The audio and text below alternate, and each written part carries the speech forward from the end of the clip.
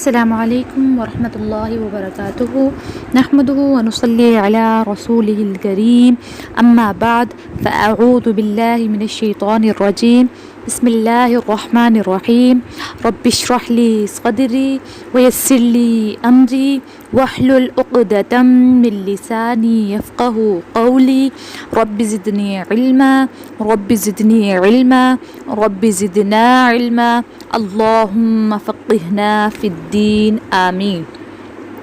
آج کی اس ویڈیو میں آپ کو میں نے آپ کو کل قاعدہ سکھایا تھا اظہار کا، وہ تھوڑا سا اور آپ کو مثالوں کے ساتھ سمجھانا چاہتی ہوں۔ اظہار کا قاعدہ ایک دفعہ دوبارہ ریوائز کرتے ہیں۔ نون ساکن یا تنوین کے بعد اگر حروف حلقی میں سے حمزہ، ہا، عین، حا، غین، خا میں سے کوئی حرف آ جائے تو وہاں پہ اظہار ہوگا، یعنی غنہ نہیں ہوگا، نون کی آواز کو ظاہر کر کے پڑھیں گے۔ حا کی مثال دیکھتے ہیں ہم، وَكَانُوا يَنْحِتُونَ يَنْحِتُونَ، نون ساکن کے بعد ہا حروف حلقی میں سے آ رہا ہے تو ہم نے یہاں پہ نون کی آواز کو ظاہر کر کے پڑھا، ینحتون۔ یہاں پہ ہم نے اس میں غنہ نہیں کرنا۔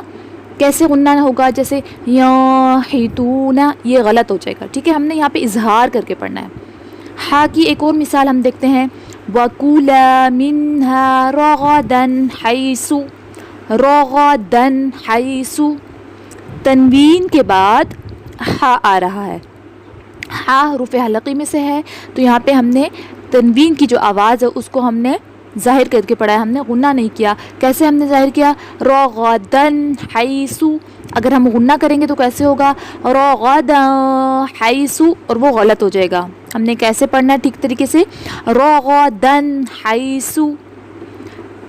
خا کی مثال دیکھتے ہیں، وَإِنْ خِفْتُمْ، وَإِنْ خِفْتُمْ، نون ساکن کے بعد خا حروف حلقی میں سے ہے تو یہاں پہ ہم نے نون کی آواز کو ظاہر کر کے پڑھا ہے۔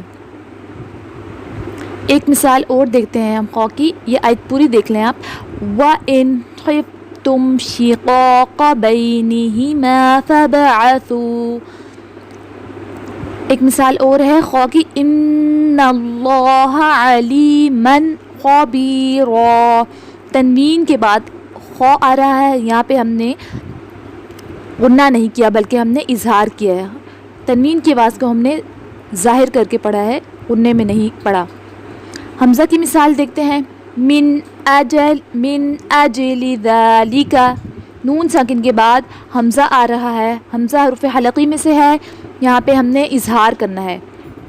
کتاب انزلناہ الیک، تنوین کے بعد حمزہ آ رہا ہے، یہاں پہ ہم نے اظہار کرنا ہے حمزہ کیونکہ حروف حلقی میں سے ہے۔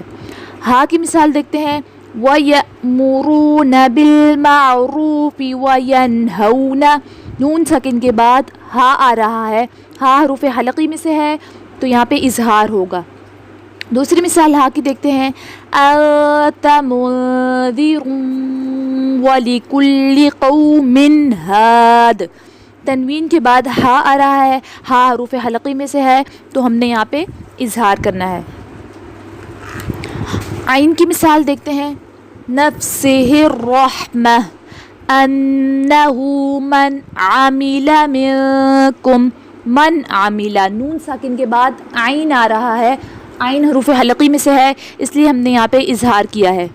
ایک مثال عین کی اور دیکھتے ہیں تنوین کے ساتھ، بِآیَاتِنَا فَقُلْ سَلَامٌ عَلَيْكُمْ، سلام علیکم، تنوین کے بعد عین آ رہا ہے، عین حروف حلقی میں سے ہے اس لیے ہم نے یہاں پہ اظہار کیا ہے۔ غین کی مثال دیکھتے ہیں، فی صدورہم من غل، ٹھیک ہے، من غل، یہاں پہ ایسے نہیں کرنا، نہیں کرنا، یہ اخفا ہو جائے گا تو یہ غلط ہو جائے گا، ہم نے یہاں پہ نون کو ظاہر کر کے پڑھنا ہے، من غل۔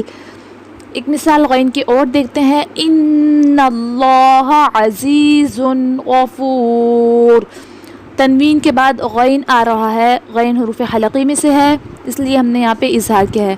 میں امید کرتی ہوں کہ آپ کو اظہار کا قاعدہ سمجھ آ گیا ہوگا۔ اظہار کا قاعدہ ایک دفعہ پھر ریوائز کر دیتی ہوں۔ نون ساکن یا تنوین کے بعد اگر حروف حلقی میں سے کوئی حرف آ جائے تو وہاں پہ اظہار ہوگا، غنہ نہیں ہوگا۔